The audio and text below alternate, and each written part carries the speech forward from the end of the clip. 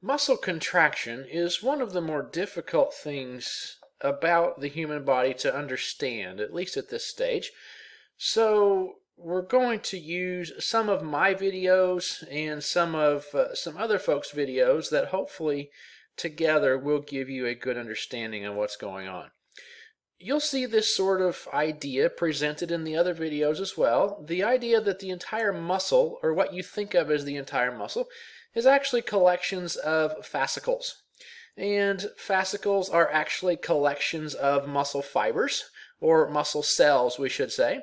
And then muscle cells are collections of individual contraction units. In the world of muscles, we can't use the names that we would use for everything else. So we can't call it a muscle cell, it's called a muscle fiber. We can't call it a plasma membrane, it's called a sarcolemma.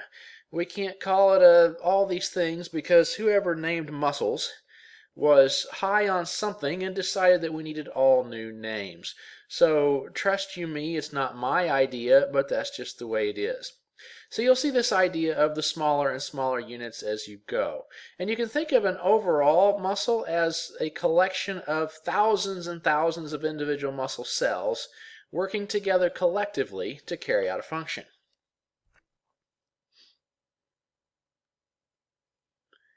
You will see a little bit later here the idea of these TTubules. And you'll also see I bands and A bands and H zones and all that good stuff. I don't so much care about all the names of those bands and zones, but they do have to do with where the contraction units start and stop. So unfortunately, that's just part of the mystery. But we will take a good look at the T-tubules a little bit later on. And what you can see here is that the T-tubule actually wraps around each of these functional units. So we're still inside a single cell here. Lots of these functional units, and each of them have this T-tubule wrapping around it. And that will be very important a little bit later on when we get to actually contracting the muscle. You'll also see this imagery throughout the videos. So when we talk about the thick filaments, we're talking about the red structures here in the middle. When we talk about the thin filaments, we're talking about the blue structures on the outside. And we call muscle contraction the sliding filament model, or the sliding filament theory. So what that really means is that when these muscles contract, the thick and thin filaments are actually sliding back and forth on each other. The imagery you see here is of a fully relaxed functional unit. So in this case we have the thick filament in the middle, and the thin filaments are pulled back, if you will, a little bit towards the ends of this entire process. So this is what it looks like in a fully relaxed condition. When we look at a fully contracted condition here, we can see that the thin filaments have slid towards each other in the middle. And when muscles are fully contracted, that's when those thin filaments have actually bumped into each other coming from both ends. So the muscle cannot shorten anymore because the actual sliding, contracting units have bumped into each other in the middle. So that's maximum muscle contraction. Back to our original view here, muscles were relaxed. So let me put my pointer right here at where the end of those thin filaments were at in a relaxed condition. We go to the contracted position here and we can see that they've actually gotten this much closer to each other. So that's the fully contracted, and again, you don't go any farther than that. The actual process of those filaments sliding back and forth will be covered in a video that someone else made on Bozeman Science. It's good stuff, and he does a really fantastic job of explaining, I think, how these filaments attach to each other and move back and forth. And who knows, you might appreciate a little variety of not having to listen to me for every single word of it.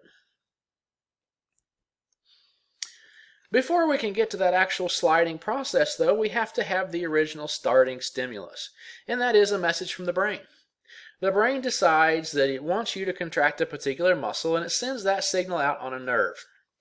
So at the top here we see the nerve coming down and connecting or synapsing with a muscle, and that's called a neuromuscular junction.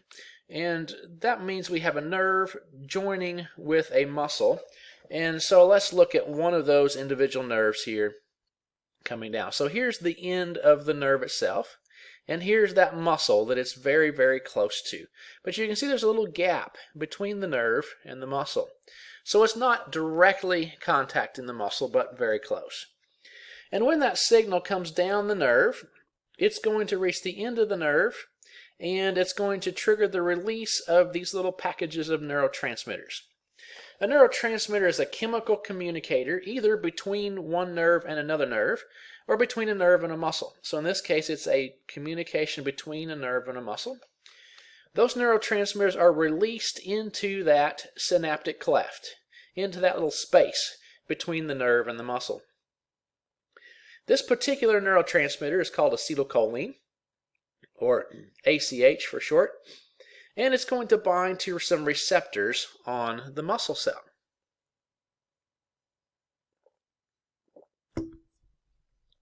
That then triggers a chain reaction. And what we see here is we're going to call that reaction an action potential. When that neurotransmitter bonds with the cell membrane, it triggers a series of chemical reactions that we see here as depolarization and repolarization. Basically what that means is as that current, we're generating an electrical current, passes down the membrane, it causes the sodium channels to open, and sodium comes pouring into the cell.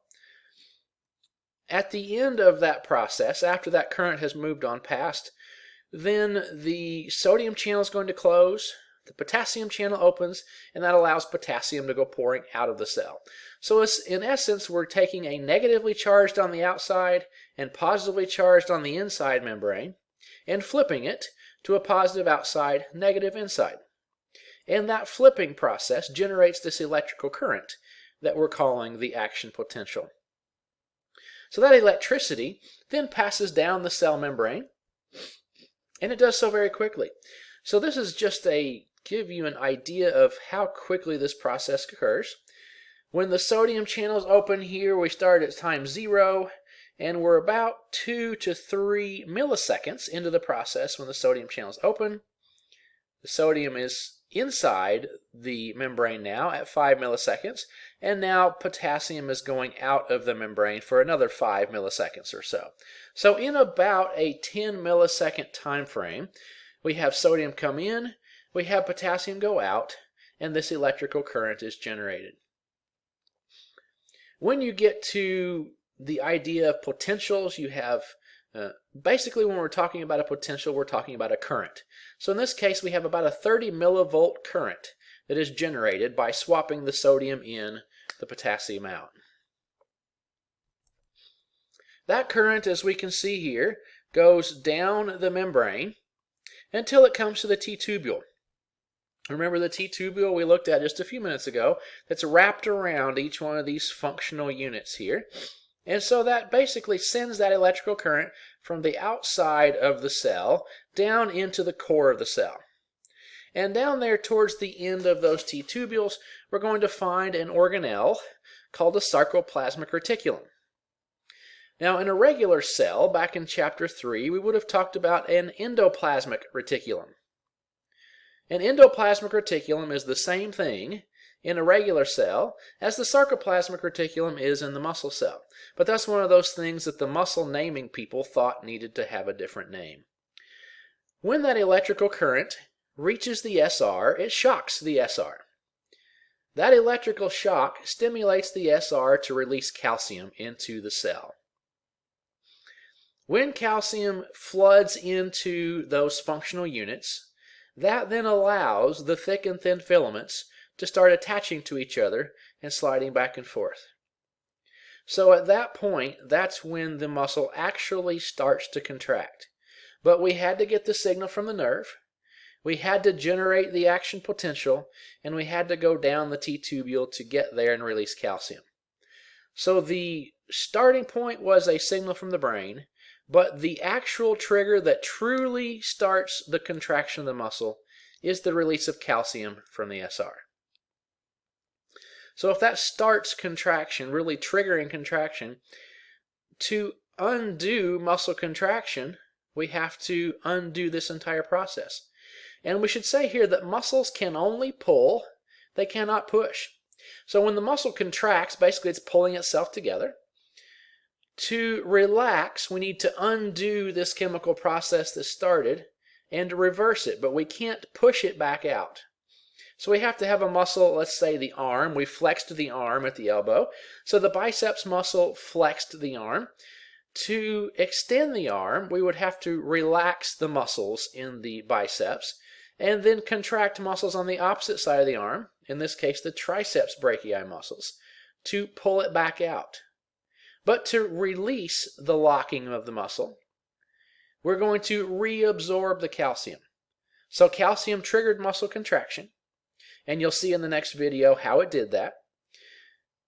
To undo that muscle contraction, the sarcoplasmic reticulum reabsorbs the calcium.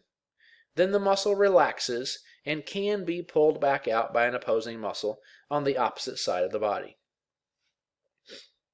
Now it's time to go to that other video and take a look at the actual contracting process. Thanks for hanging out with us today. I'll see you in the next video.